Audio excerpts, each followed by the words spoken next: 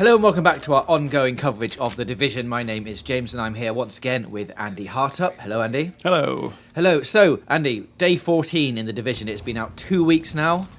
What have you run into in those 2 weeks? A lot of enemies. I've run into a lot of enemies. And you've shot a lot of bullets. I've shot so many men.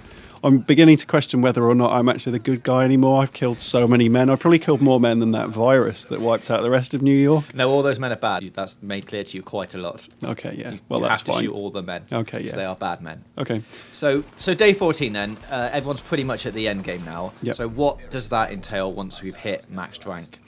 So it opens up a few extra things, and I was sort of before I hit that, I was sort of worried about what the end game would be, and I'm still slightly concerned that it's not really going to hold people's attention long enough. But perhaps it will. I mean, it's designed for the hardcore people who get to the end of it. So at the end game, you get your daily story. Well, your daily story missions, which is a story mission done on hard. Does take quite a long time. Is quite difficult. All the enemies are super powerful, so you need to be at maximum division. You need to work as a team and have all the right kit and stuff like that, which you will have by the time you get to level 30 anyway. And it opens up a challenge mode as well, which is super difficult. I mean, that is like waves of enemies coming at you, and that can last like a good hour, 2 hours. One of those.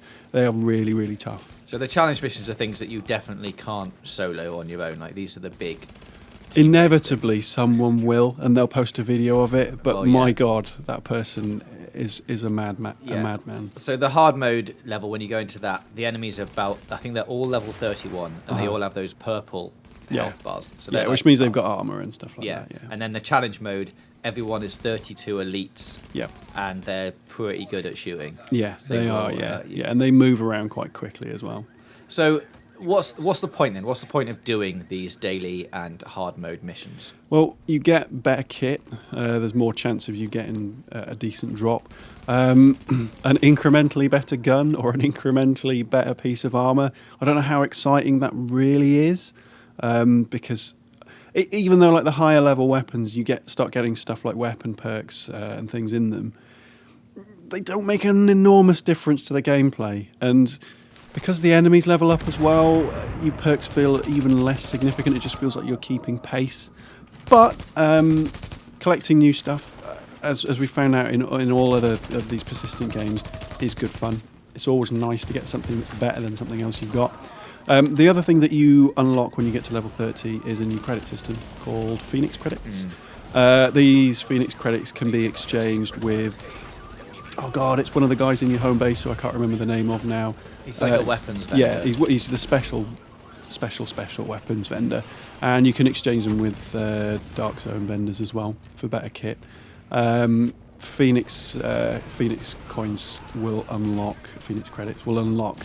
Yeah, the real primo kit, like the best of the best stuff. It's basically what you're aiming for after you've got regular credits and Dark Zone funds and all of that. Phoenix credits is like the next step up, but you're going to get all of the blueprints and things from to get your yellow gear, which is, because I think once you get to the max level, purple gear drops pretty much everywhere, but it's the yellow stuff. The yellow stuff's the good stuff that you want. The exotic stuff. Yeah, it's exotic to borrow a phrase from somewhere.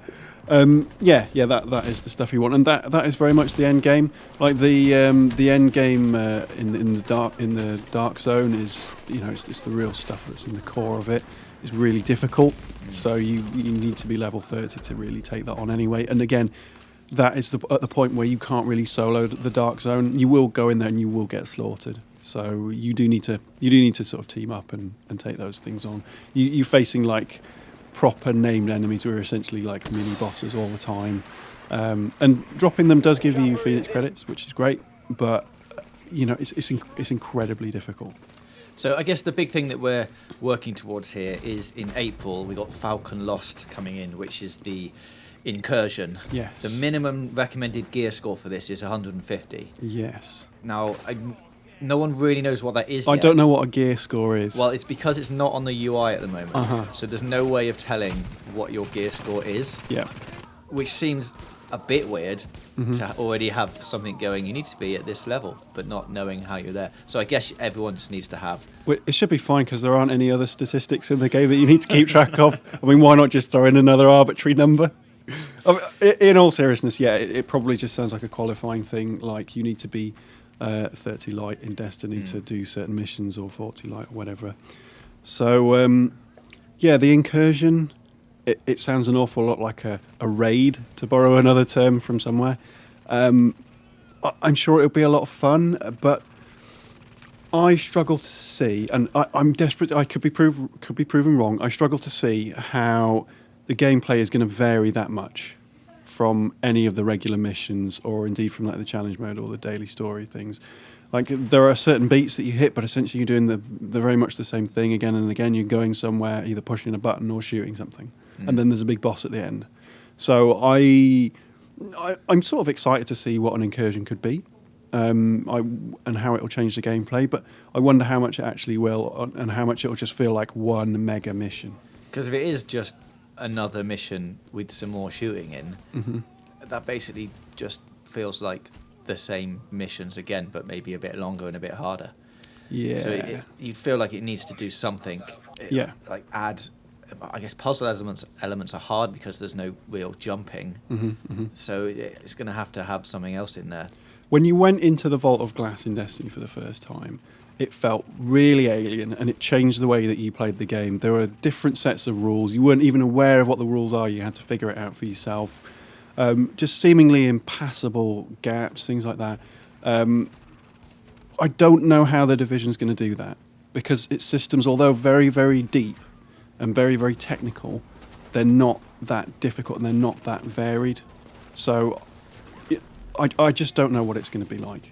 It could be mind blowing. It could change the way we play the Division, and it could be the thing that we talk about for years to come, or it could just be a slightly longer, slightly harder mission. Well, I guess we'll find out very soon when that drops in April. But until then, we'll be back after 21 days with the Division for more chat and opinion on what we're thinking of the game. So stay tuned to GamesRadar. Check out Andy's ongoing review on GamesRadar.com, which should have a score on it very soon. Very soon. And don't forget to subscribe for more gaming news, reviews, previews, and features right here on GamesRadar Plus.